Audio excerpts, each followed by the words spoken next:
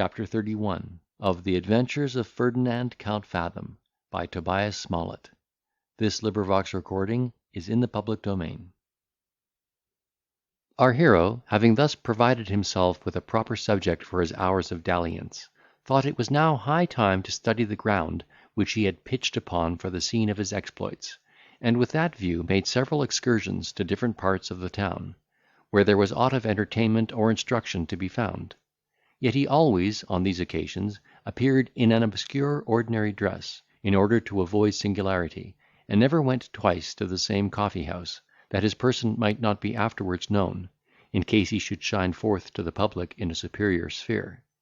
On his return from one of those expeditions, while he was passing through Ludgate, his eyes were suddenly encountered by the apparition of his old friend the Tyrolese, who, perceiving himself fairly caught in the toil, made a virtue of necessity, and, running up to our adventurer with an aspect of eagerness and joy, clasped him in his arms, as some dear friend, whom he had casually found after a most tedious and disagreeable separation.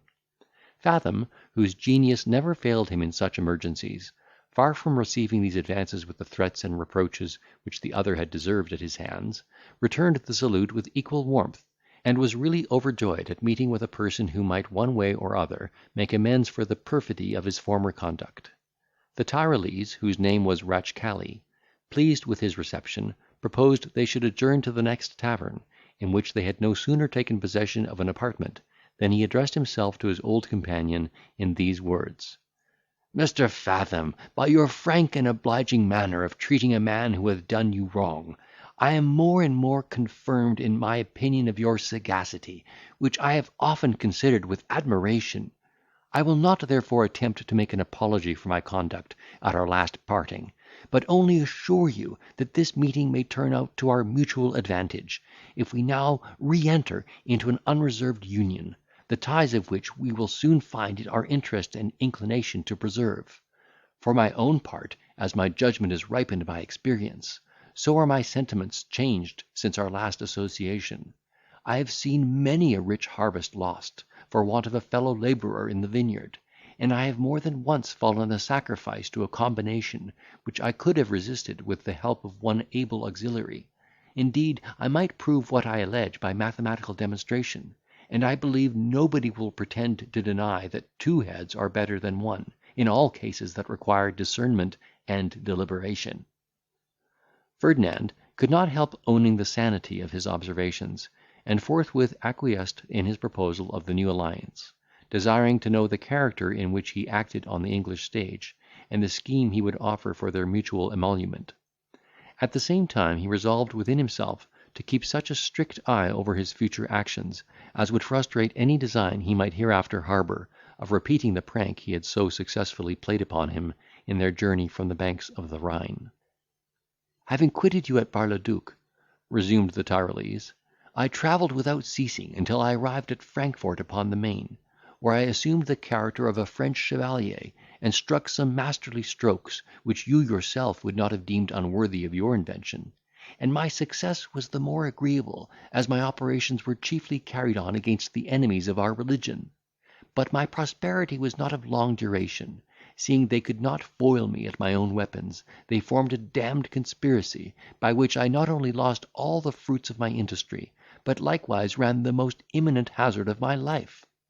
I had ordered some of those jewels which I had borrowed from my good friend Fathom, to be new set in a fashionable taste, and soon after had opportunity to sell one of these, at a great advantage, to one of the fraternity, who offered an extraordinary price for the stone, on purpose to effect my ruin. In less than 24 hours after this bargain, I was arrested by the officers of justice upon the oath of the purchaser, who undertook to prove me guilty of a fraud, in selling a Saxon pebble for a real diamond. And this accusation was actually true, for the change had been artfully put upon me by the jeweller, who was himself engaged in the conspiracy. Had my conscience been clear of any other impeachment, perhaps I should have rested my cause upon the equity and protection of the law; but I foresaw that the trial would introduce an inquiry to which I was not at all ambitious of submitting, and therefore was fain to compromise the affair at the price of almost my whole fortune. Yet this accommodation was not made so secretly, but that my character was blasted, and my credit overthrown, so that I was fain to relinquish my occasional equipage, and hire myself as journeyman to a lapidary, an employment which I had exercised in my youth. In this obscure station I laboured with great assiduity, until I made myself perfect in the knowledge of stones, as well as in the different methods of setting them off to the best advantage; and having, by dint of industry and address, got possession of a small parcel, set out for this kingdom, in which I happily arrived about 4 months ago. And surely England is the paradise of artists of our profession.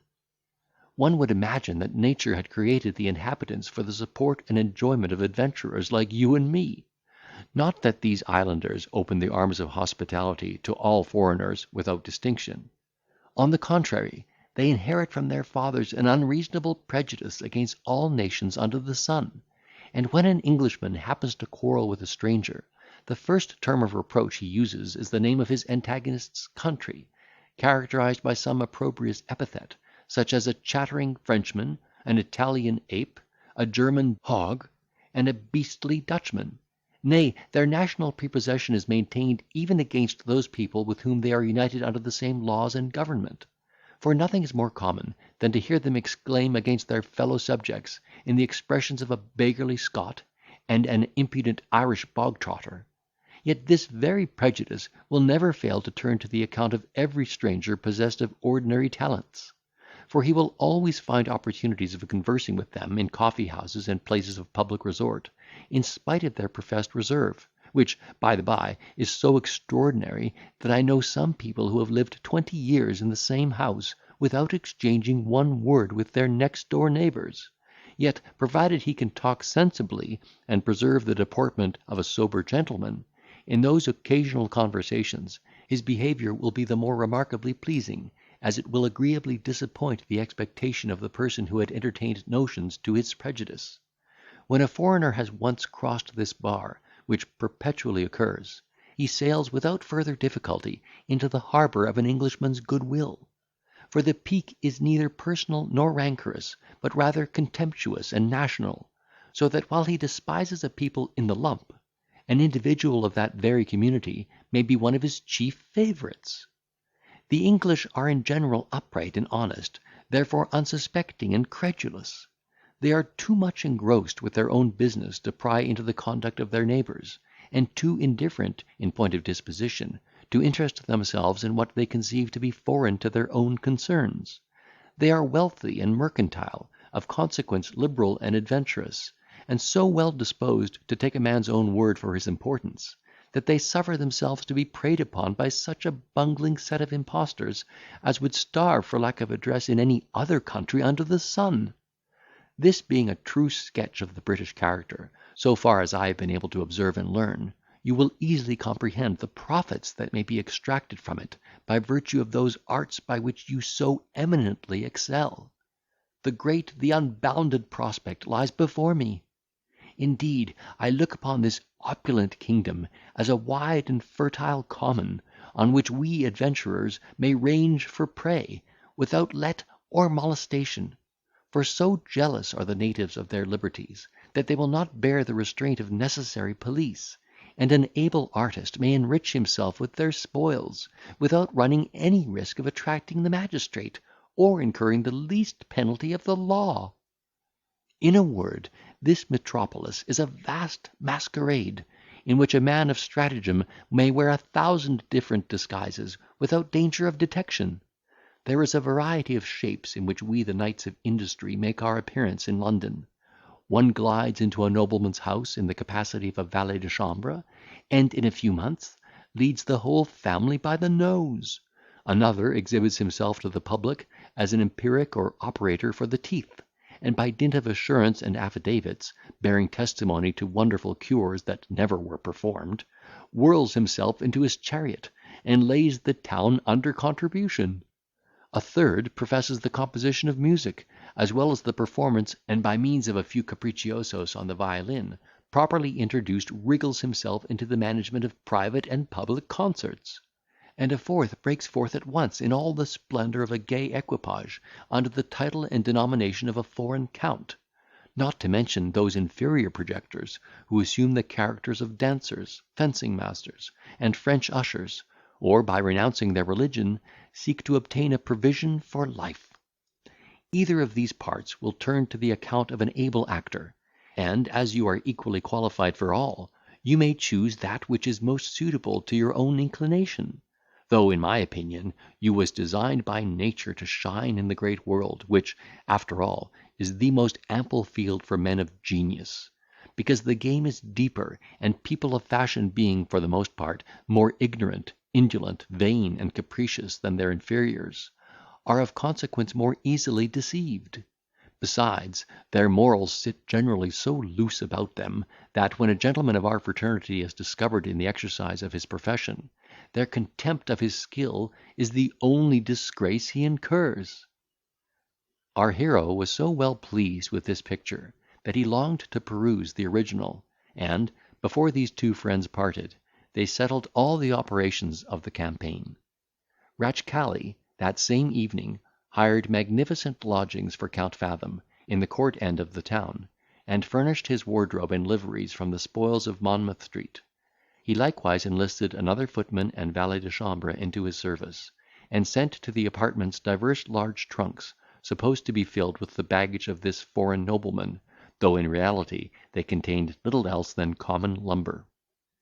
Next day our adventurer took possession of his new habitation, after having left to his friend and associate the task of dismissing the unfortunate Eleanor, who was so shocked at the unexpected message, that she fainted away; and when she recovered the use of her senses, so well as to reflect upon her forlorn condition, she was seized with the most violent transports of grief and dismay, by which her brain was disordered to such a degree, that she grew furious and distracted, and was, by the advice and assistance of the Tyrolese, conveyed into the hospital of Bethlehem, where we shall leave her for the present, happily bereft of her reason. Chapter 31.